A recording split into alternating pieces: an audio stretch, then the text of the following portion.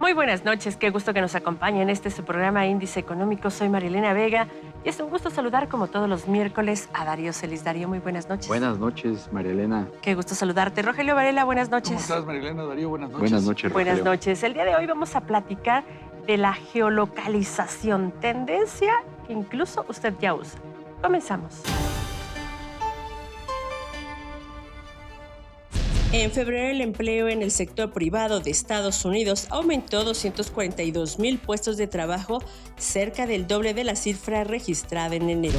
Economistas consultados por Citibanamex estiman que al finalizar 2023, la inflación general en México se ubica en 5.30%, desde el 5.20% que preveían en la encuesta anterior. El presidente Andrés Manuel López Obrador envió al Senado una terna para elección de uno de los 2 miembros faltantes del órgano de gobierno en la Comisión Reguladora de Energía, cargo que será ocupado hasta el 2030. En septiembre del 2022 y enero de este año, México registró una caída de 58,815 viajeros provenientes de Brasil. Esto debido principalmente al requerimiento de visas físicas que entró en vigor el pasado 18 de agosto. La geolocalización es una herramienta que llegó para quedarse y como parte ya de nuestra vida nos hace justamente el poder estar más seguros.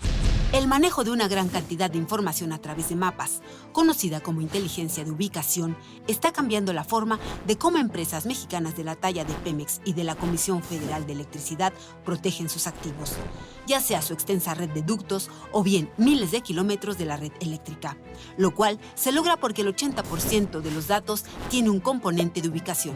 Esa funcionalidad, didáctica y con información en tiempo real, permite la utilización de una amplia gama de aplicaciones, que lo mismo sirven a entidades encargadas de la seguridad pública como a instituciones educativas. El INEGI es uno de los mayores usuarios de esa tecnología en nuestro país. Para los gobiernos, la inteligencia de ubicación podría apoyar en el diseño de políticas públicas dirigidas a una comunidad, al conocer a gran detalle las características de una población a través del análisis geoespacial. La tecnología de geolocalización está cada vez más cerca de nosotros, no solo en la parte gubernamental, también en el consumidor final. Una tecnología pues, que está revolucionando muchas de las actividades humanas. Para hablar de este tema está con nosotros Paola Salman, directora general de CICSA y, por supuesto, experta en el tema de la inteligencia de la ubicación, que pues es parte de ese Big Data que estamos, digamos que viviendo en todo el mundo. Paola, gracias. Gracias, buenas noches. Gracias, María Elena, Darío, por la invitación. Es un gusto estar aquí con ¿Cómo ustedes. estamos en México en este uso de tecnologías de ubicación y, por supuesto, toda esta inteligencia que se genera en torno pues, a este boom de datos? Bueno, pues la inteligencia de ubicación, como para darles un poco el contexto, es simplemente primero utilizar la tecnología que puede ser Wi-Fi, redes celulares, GPS, para saber dónde están las cosas. Y luego utilizar esos datos para enriquecer, digamos, como ciertos análisis, ¿no? Entonces, en México ya se usa hace muchos años, sobre todo al principio en gobierno, para temas como de catastro, planeación urbana, Defensa, ¿no? Bueno, en defensa siempre ha sido como donde empezó todo esto de la inteligencia de ubicación, pero también, por ejemplo, para generar políticas de desarrollo económico. Pero en la iniciativa privada es un poco más reciente esta adopción. Tradicionalmente se usaba sobre todo en temas como distribución, logística, transporte, ¿no? Y más recientemente, en los últimos años, se ha expandido y tenemos usos más específicos, como puede ser la estrategia de expansión de una tienda de retail, por ejemplo, o agricultura, o sea, cómo optimizar el uso de recursos en agricultura de precisión, o incluso, por ejemplo, temas de geomarketing, donde puedes personalizar el mensaje que le mandas a tus clientes o clientes potenciales con base en características demográficas o dónde se encuentran en un momento dado. Antes de platicar esta charla o de comenzar esta charla contigo, hablábamos de qué tanto está posicionado en México, no solamente en gobierno, como ya nos decías, esto avanza, en el sector empresarial y nosotros como usuarios, ¿qué tanto estamos avanzando? ¿Hacia dónde se va a mover esta geolocalización o esta tecnología? Pues mira, Creo que a lo mejor inteligencia de ubicación no es un término que todo el mundo utiliza, pero la tecnología ya todos la utilizamos, ¿no? Cuando le preguntas al app en tu celular cómo llegar a algún lugar o qué restaurantes están cerca, ese tipo de cosas, ya estás utilizando inteligencia de ubicación. Y bueno, se usa desde cosas como muy básicas, como entender las características demográficas ¿no? Como les decía, de una población, pero al poner como información en un mapa, lo que pasa es que conviertes volúmenes muy grandes de datos en información visual, digamos, ¿no? O sea, puedes poner características demográficas, clima, tráfico, incidentes delictivos, cosas que son muy diversas. Y cruzar la Y información. cruzas la información, pero como lo estás viendo en un mapa es muy fácil como entender Claro. ciertos patrones o entender tendencias, ¿no? Y pues hoy, como en casi todas las tecnologías, ¿no? Estamos aprovechando temas de Big Data, de Machine Learning, de inteligencia artificial, para poder hacer cosas que a lo mejor antes nunca hubiéramos podido, ¿no? A mí un ejemplo que me gusta mucho es el para los esfuerzos de conservación, ¿no?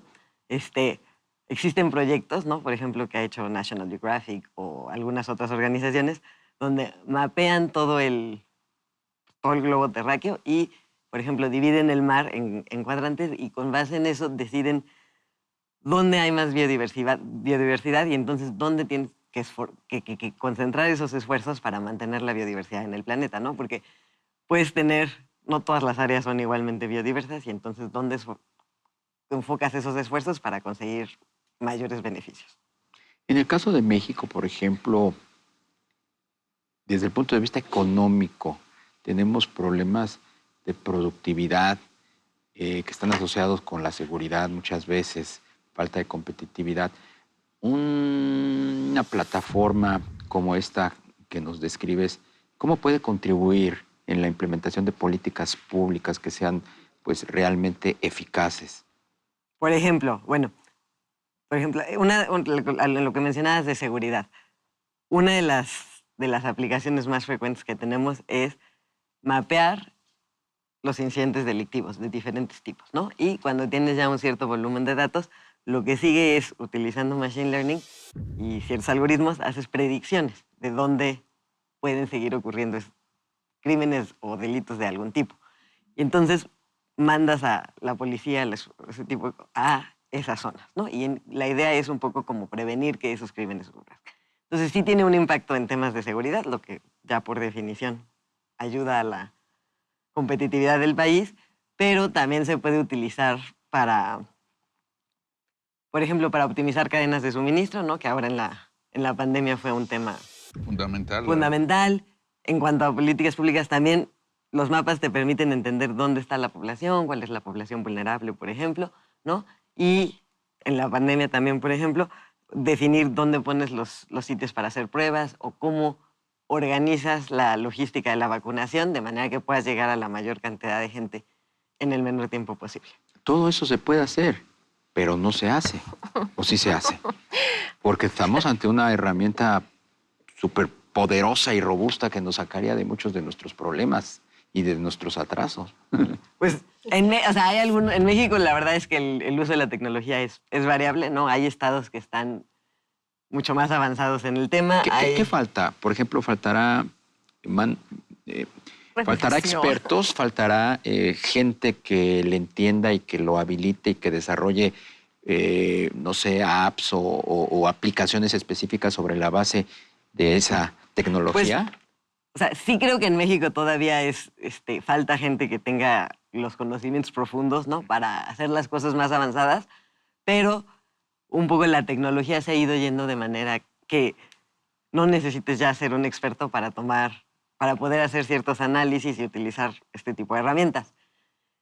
Si tú me preguntas si es algo en lo que nosotros estamos trabajando, yo creo que lo que nos hace falta para lograrlo es como la colaboración, ¿no? Nosotros tenemos estados donde, por ejemplo, el catastro trabaja con la empresa de agua, con la Secretaría de Desarrollo Urbano o la Secretaría de Desarrollo Económico, y entre ellos se comparten información, lo que es producto de uno es el insumo para el otro, y eso es lo que permite pues, que todos aprovechen más, y esas como ganas de colaborar a veces no están tan presentes, pero cuando están, las herramientas lo que nosotros buscamos es que las herramientas les faciliten colaborar, ¿no? Ya, Y más coordinación falta. la coordinación, yo creo que la coordinación es a veces lo que falta, pero las herramientas ya están ahí y la verdad es que son cada vez más fáciles de usar y también son cada vez más baratas, ¿no? Paula, platicabas hace un momento del tema del conocimiento, de saber utilizar estas herramientas.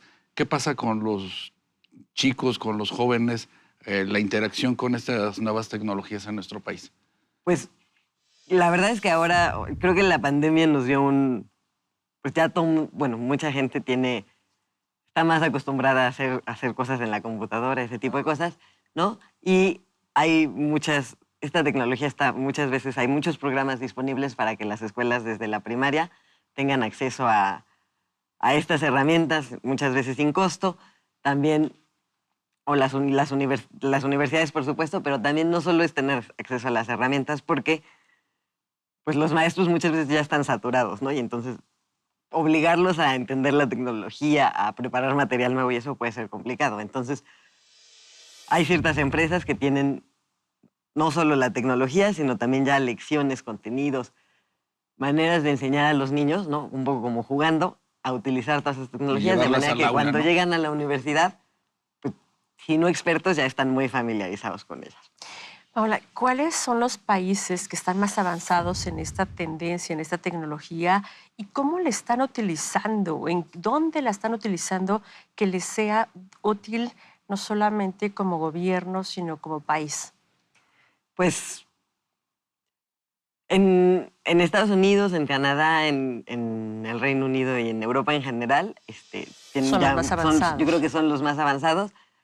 Creo que una de las aplicaciones más importantes es el tema del apoyo que pueden dar este tipo de herramientas al lograr los objetivos de desarrollo sostenible del 2030, ¿no? Es algo en lo que vamos muy atrasado, bueno, en general todos los países, México en particular, pero cosas tan simples como encontrar el mejor lugar para poner una planta